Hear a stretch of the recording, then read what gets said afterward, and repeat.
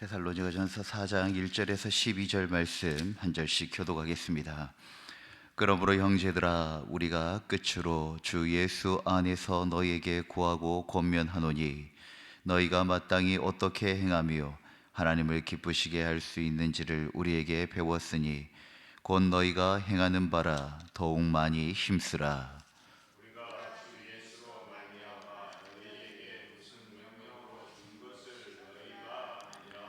하나님의 뜻은 이것이니 너희의 거룩함이라. 곧 음란을 버리고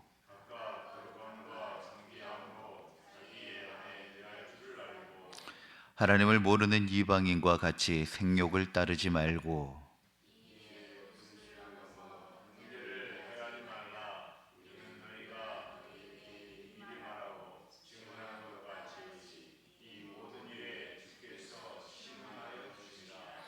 하나님이 우리를 부르심은 부정하게 하심이 아니요 거룩하게 하심이니,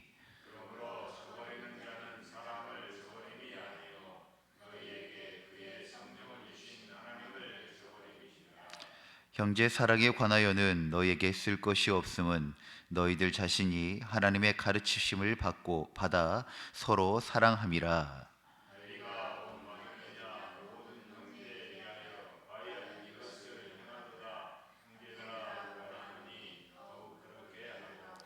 또 너희에게 명한 것 같이 조용히 자기 일을 하고 너희 손으로 일하기를 힘쓰라. 외인에 대하여 단정히 행하고 또한 아무 궁핍함이 없게 하려 함이라. 아멘.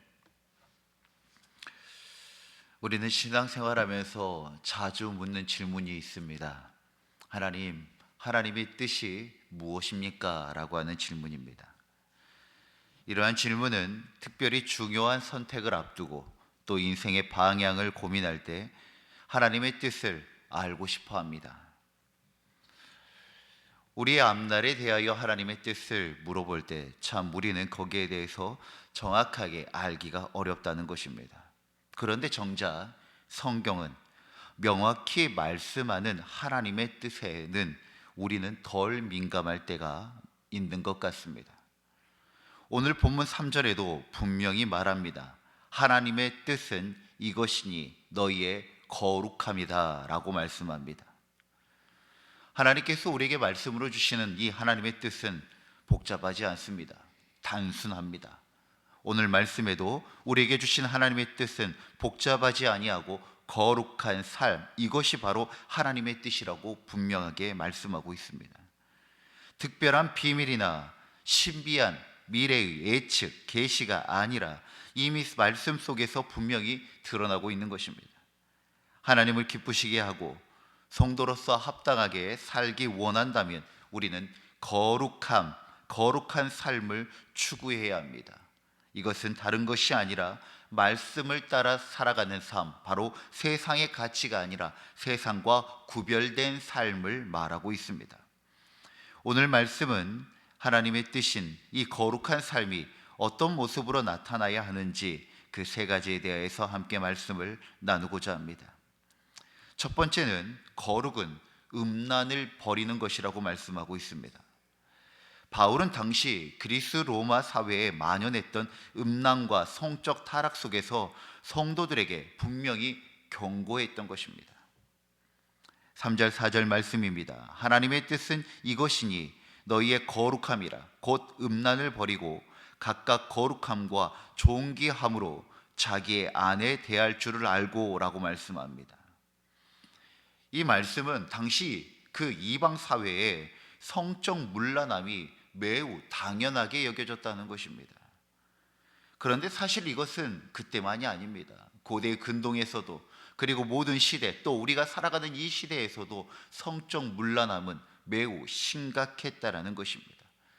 인간의 탐욕과 그 욕정이 우리를 악하고 그리고 어두운 쪽으로 계속 몰아가고 있는 것은 어떤 한 세대의 흐름이 아니라 인간 안에 있는, 어떻게 보면 하나님께 기뻐하지 않는 악적인 악한 속성이라는 것이죠.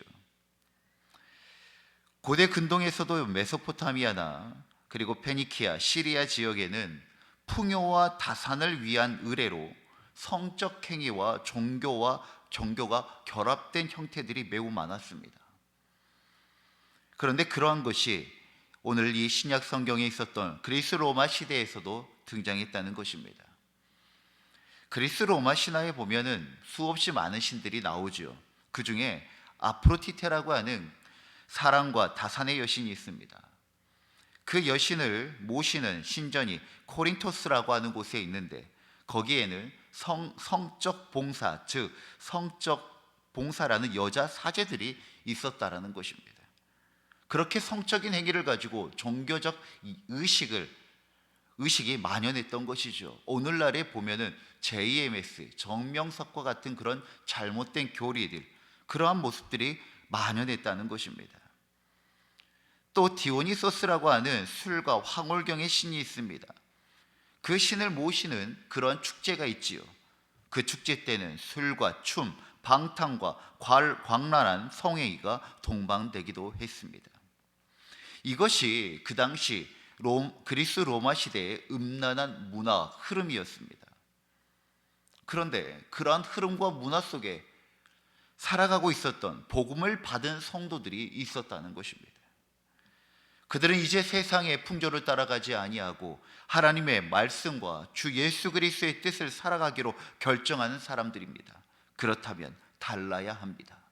오늘 사도 바울은 그 시대의 사람들에게, 믿는 자들에게 달라야 한다, 그 다름이 무엇인가? 다른 게 아니라 거룩한 삶이라고 강하게 권면하고 있는 것입니다. 거룩함과 존귀함으로 그렇게 가정을 세워야 하고 또 생욕을 쫓는 삶을 버려야 한다고 말씀하고 있는 것입니다. 왜냐하면 7절 말씀, 이게 하나님의 뜻이기 때문입니다.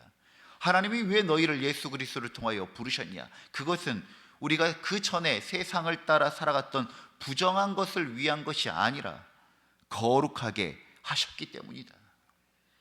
우리가 과거의 세상에 속하여서 그 흐름대로 살아갈 때 우리는 세상에서 잘 살고 세상에서 더 뛰어나게 살려고 하나님께서 부르신 것이 아닙니다. 오히려 반대죠. 세상과 구별되게 하기 위하여, 거룩하게 하기 위하여 하나님께서 우리를 부르셨고 이미 예수 그리스도를 통하여서 우리를 거룩하게 하셨다라는 것입니다. 우리의 존재가 거룩한 존재로 변화를 받았다면 이제는 우리의 삶도 거룩한 모습을 따라가야 하는 것이죠. 오늘 우리의 시대도 다르지 않습니다. SNS나 유튜브가 만연하면서 우리의 삶에 그 잘못된 문화와 그리고 음란한 문화들이 너무나도 쉽게 노출되고 다가옵니다. 유튜브를 게시할 때요, 가장 첫 번째 언급되는 것이 그 체크리스트가 무엇인지 아십니까? 이것은 아동용입니까? 어른용입니까? 라고 하는 것을 체크해야 됩니다. 왜냐하면 그것을 막아놓지 않으면 아이들에게 더 무분별하게 음란한 것과 그리고 윤리적이지 못하는 것들이 노출되기 때문인 것입니다. 그런 필터가 있음에도 불구하고 우리의 사회는 너무나도 많은 안 좋은 것들, 부정적인 것들, 악한 것들이 노출되고 있다는 것입니다. 끊어보려고 하지만 끊을 수가 없지요. 왜?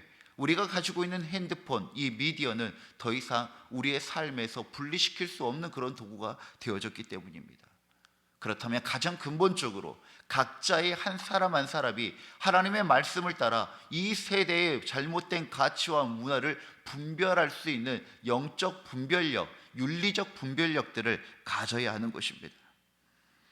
사도 바울은 그 시대에 바로 그러한 것을 권면하고 있었던 것이죠. 음란의 유혹은 인터넷이나 미디어를 통해 더 가까이, 더 교모하게 다가오고 있습니다. 그러나 성도는 달라야 합니다. 목사님, 다 그렇게 살아요. 이 사람도 그렇게 살고요, 저 사람도 그렇게 살아요.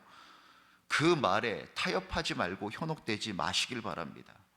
성도는 단호히 음란을 버리고 거룩함을 택하여야 합니다. 이것이 곧 하나님의 뜻이고, 그리고 우리는 단호하게 선포할 수 있어야 합니다. 노아 시대 때 그렇지 않았을까요? 하나님께서는 더 이상 이 땅의 소망을 발견하지 못하고 하나님께서는 홍수로 심판하실 것을 결정합니다. 그러나 하나님은 또한 함께 동시에 구원을 계획하십니다. 그래서 노아에게 방주를 지으라고 이야기합니다. 그 당시에 모든 사람들이 바보같이 여겼고, 그리고 그것을 하나님의 뜻으로 여기며 나아가는 노아를 어리석게 여겼습니다. 그러나 노아는 그들에게 응대하지 않고 반응하지 않고 묵묵하게 하나님의 말씀을 지키어 그 노아의 방주를 세워 만들어 나아갔습니다. 우리도 마찬가지입니다. 하나님의 말씀을 따라 구별되고 거룩한 삶을 지향하고 살아갈 때 참 바보 같다, 예수 믿는 사람처럼 융통성이 없는 사람 없더라, 그런 이야기가 우리에게 돌아올 수 있습니다. 그러나 우리가 어제 말씀을 함께 나눴던 것처럼 우리가 살아가는 것은 사람을 기쁘시게 하는 것이 아니라 하나님을 기쁘시게 하는 것이 믿는 백성들입니다. 아무리 세상 사람들이 융통성이 없다 하고 그리고 손가락질 하더라도 우리는 하나님을 기쁘시게 하고자 우리의 몸과 마음을 거룩하게 지키는 일들부터, 거기서부터 시작해야 할 줄 믿습니다. 거룩함은 우리를 향하신 하나님의 뜻입니다. 더 이상 뭔가를 타협하고 핑계할 일이 아니라는 것입니다. 말씀을 따라 구별된 그러한 삶을 사시는 우리 모두가 되어지기를 간절히 소망합니다. 두 번째는 거룩 안에는 반드시 사랑이 담겨져야 한다는 겁니다. 바울은 이어서 이렇게 말합니다. 형제, 사랑 관하여는 너희에게 쓸 것이 없음은 너희들 자신이 하나님의 가르치심을 받아 서로 사랑함이라. 사랑에 대해서 고민할 필요가 없답니다. 왜요? 데살로니가 교인들은 너무 잘하고 있었거든요. 너무 잘하고 있었거든요. 주님께서 거룩함을 말씀하시고 또 이어서 이 형제 사랑에 대해서 말씀하신 것은 우리의 거룩을 점검할 때 반드시 포함해야 할 것이 바로 사랑이기 때문인 것입니다. 사랑이 없는 거룩은 그저 종교적 행위를 통한 자기 만족으로 빠지기가 쉽습니다. 더 나아가 사랑이 없는 거룩은 율법주의나 위선이 될 수도 있습니다. 그렇기 때문에 이 거룩한 삶, 말씀을 따라 구별된 삶 안에는 반드시 사랑이 담겨져야 하고 또한 그 사랑으로 열매를 맺는 삶이 있어야 합니다. 바로 이것이 하나님의 뜻입니다. 거룩한 삶은 단순히 하지 말라, 해, 이런 어떤 금지 조항이나 명령 조항에 끝나지 않습니다. 거룩은 적극적인 사랑을 요구합니다. 그래서 너무나도 지금 잘하고 있는 데살로니가 교인들에게 바울은 더욱 그렇게 하라, 더욱 그렇게 사랑하며 살아가라 라고 말씀하고 있는 것입니다.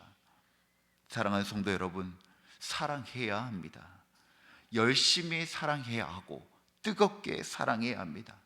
데살로니가 성도들을 향하여 더욱 그렇게 행하라고 권면하셨던 것은 하나님께서 우리에게도 그 사랑으로 말미암아 더욱 풍성해지는 그 사랑이 있기를 원하시기 때문인 것입니다.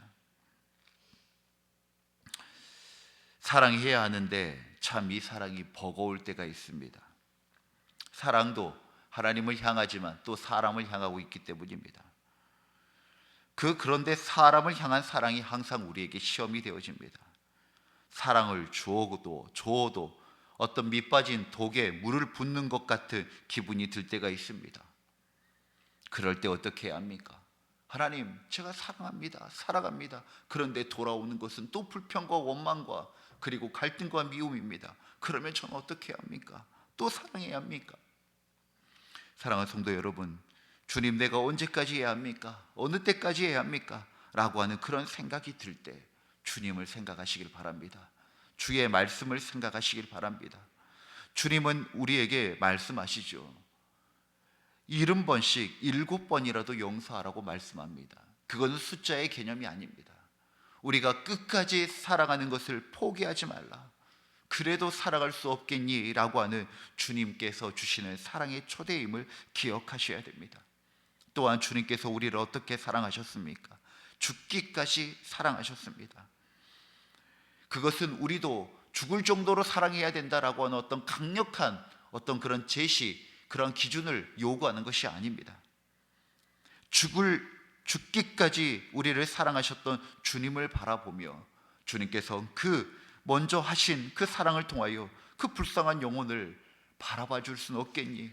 그래도 사랑할 수는 없겠니라고 하는 주님의 당부의 말씀과 그 마음이 담겨져 있는 것입니다. 오늘 우리에게도 동일합니다.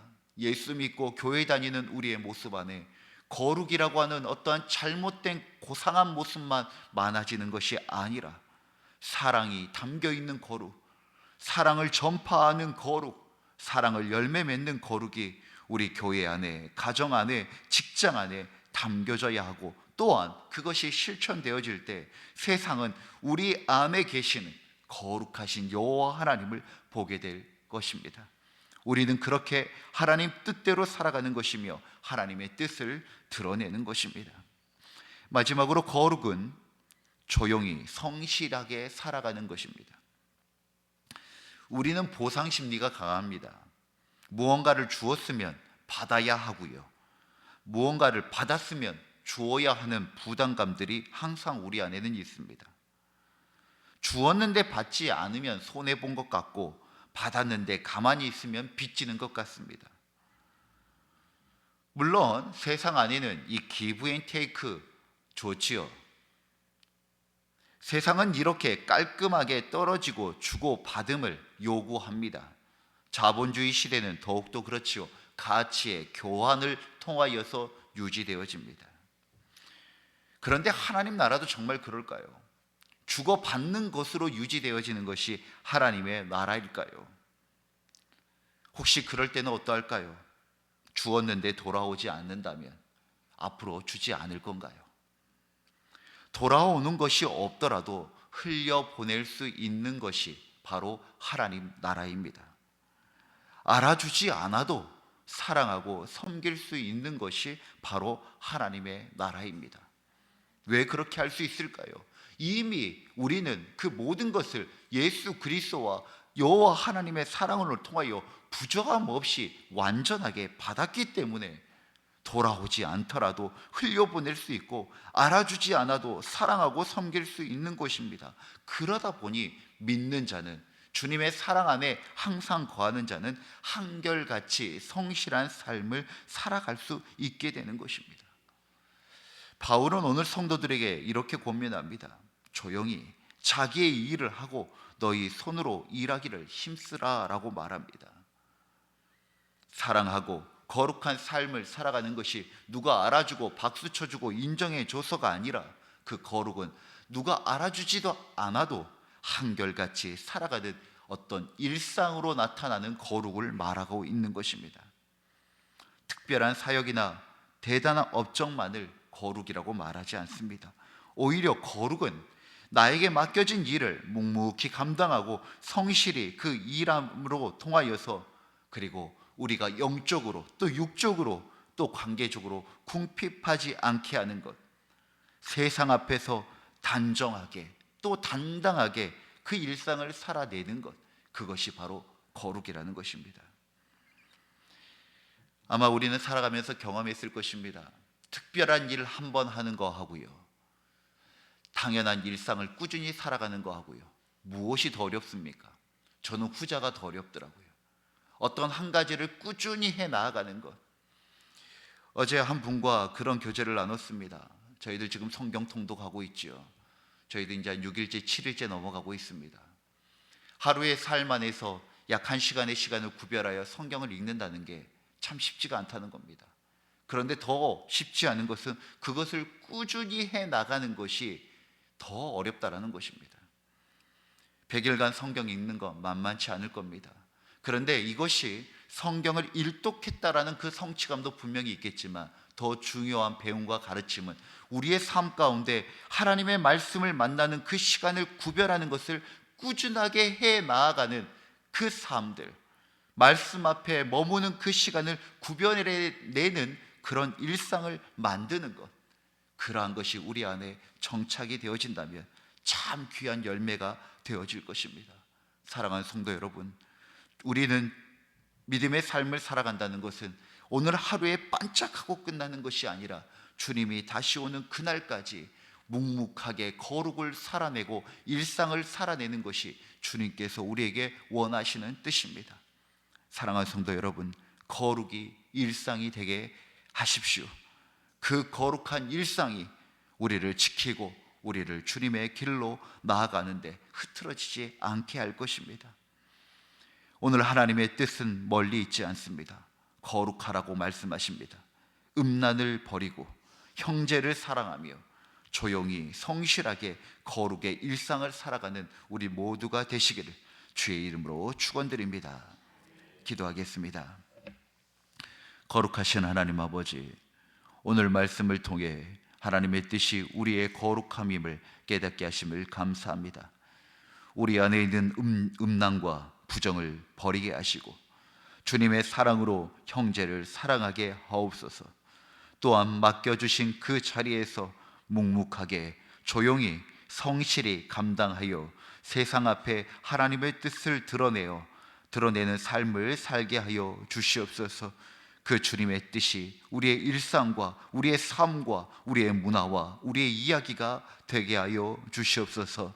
이 새벽 우리의 기도를 받으시고 가정과 교회와 일터 가운데 하나님의 뜻이 이루어지게 하여 주시옵소서. 우리 주 예수 그리스도의 이름으로 기도드립니다. 아멘. 주님이 가르치신 기도로 예배를 마치겠습니다. 하늘에 계신 우리의 아버지, 아버지의 이름을 거룩하게 하시며 아버지의 나라가 오게 하시며 아버지의 뜻이 하늘에서와 같이 땅에서도 이루어지게 하소서. 오늘 우리에게 일용할 양식을 주시고 우리가 우리에게 잘못한 사람을 용서하여 준 것 같이 우리 죄를 용서하여 주시고 우리를 시험에 빠지지 않게 하시고 악에서 구하소서. 나라와 권능과 영광이 영원히 아버지의 것입니다. 아멘. 우리의 기도를 주님께 올려드립시다.